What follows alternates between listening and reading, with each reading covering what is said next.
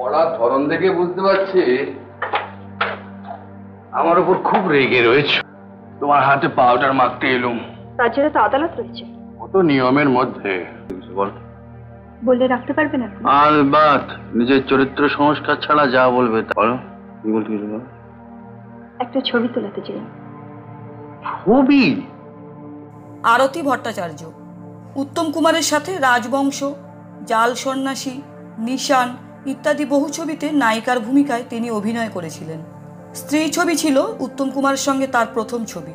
সেই ছবিতে আরও একজন কিন্তু বাঘা অভিনেতা ছিলেন। তিনি ছিলেন সৌমিত্র চট্টোপাধ্যায়। থেকে সিংহ দুয়ার এই তোমাদের পৃথিবী। কি গান গাইবি? ক্যামেরা বাবু, অতীত বাড়ির ছাদে দাঁড়িয়ে গান গাইছি।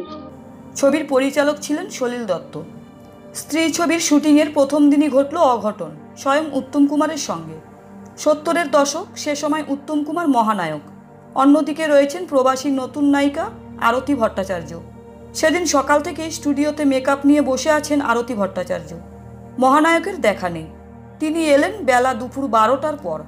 ততক্ষণে সেদিনের যাবতীয় দৃশ্যের যাবতীয় সংলাপ সব মুখস্থ করে ফেলেছেন আরতি ভট্টাচার্য। অনেকক্ষণ পরে উত্তম কুমার জমিদারের সাজে সেটে এলে তাকে দেখে আরতি ভট্টাচার্য মুগ্ধ হয়ে গেলেন। পরিচালক উত্তম কুমারের সাথে আরতি ভট্টাচার্যের পরিচয় করিয়ে দিলেন। আরতি ভট্টাচার্য উত্তম কুমারকে প্রণাম করলেন। শুরু হলো শুটিং। উত্তম কুমার আগাগোড়া সমস্ত সংলাপ মন দিয়ে শুনে পরিচালককে আরতি ভট্টাচার্যের কিছু সংলাপ বাদ দিতে বললেন, কিন্তু আচমকা বেঁকে বসলেন আরতি ভট্টাচার্য। পরিচালক সলিলবাবুকে উদ্দেশ্য করে তিনি বলে উঠলেন, বারে, আমি এত কষ্ট করে সকাল থেকে ডায়লগ মুখস্থ করলাম আর আমার কথাগুলো বাদ দিয়ে দেবেন? সেটে যেন বাজ পড়ল। নতুন মেয়ের এত স্পর্ধা। উত্তম কুমারের মুখের উপর কথা। সেট থেকে সোজা বেরিয়ে গেলেন মহানায়ক। আর সবাই তা দেখে রাগে ফেটে পড়লেন আরতি ভট্টাচার্যের উপর। সবার মুখেই এক কথা, আপনি এভাবে কথাটা বলে ঠিক করেননি। উত্তম কুমারের সামনে আজ পর্যন্ত এভাবে কেউ কথা বলেনি। অন্যদিকে আরতি ভট্টাচার্যেরও জেদ চেপে বসেছে। তিনি বললেন, কেন? সলিলদা নিশ্চয়ই কিছু ভেবে এই জায়গায় ডায়লগগুলো লিখেছিলেন। এখন উত্তমবাবু এসে বাদ দিতে বললেই বাদ দেওয়া হবে কেন?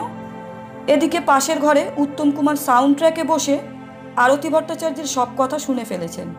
কিছুক্ষণ পরে তিনি সেটে ফিরে এসে আরতি ভট্টাচার্যকে জিজ্ঞেস করলেন, তুমি কথাগুলো কিভাবে বলতে চাও, শোনাও তো দেখি।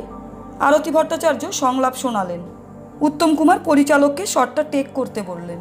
শুটিং চলল সারাদিন, তবে আরতির সঙ্গে একটাও কথা বললেন না মহানায়ক উত্তম কুমার। দিনের শেষে শুটিং প্যাক আপ করার পর যখন মন খারাপ করে আরতি ভট্টাচার্য বসেছিলেন, বাড়ি ফেরার সময় হঠাৎ মেকআপ রুমে এসে হাজির হলেন স্বয়ং উত্তম কুমার।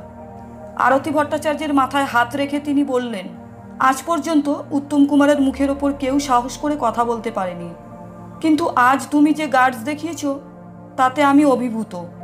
আমি আশীর্বাদ করছি তুমি অনেক উন্নতি করবে। উত্তম কুমারের কথা শুনে আরতি ভট্টাচার্যের চোখে জলের ধারা নেমেছে। আরতি উত্তমকে প্রণাম করে বললেন, আমাকে ক্ষমা করবেন দাদা।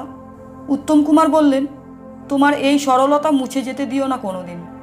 মৃদু হেসে মাথায় হালকা চাপড় মেরে উত্তম কুমার বিদায় নিলেন।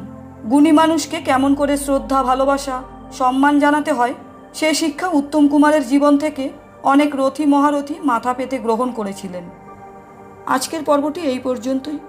ভিডিওটি ভালো লাগলে কমেন্ট করুন। ভালো থাকবেন। ধন্যবাদ।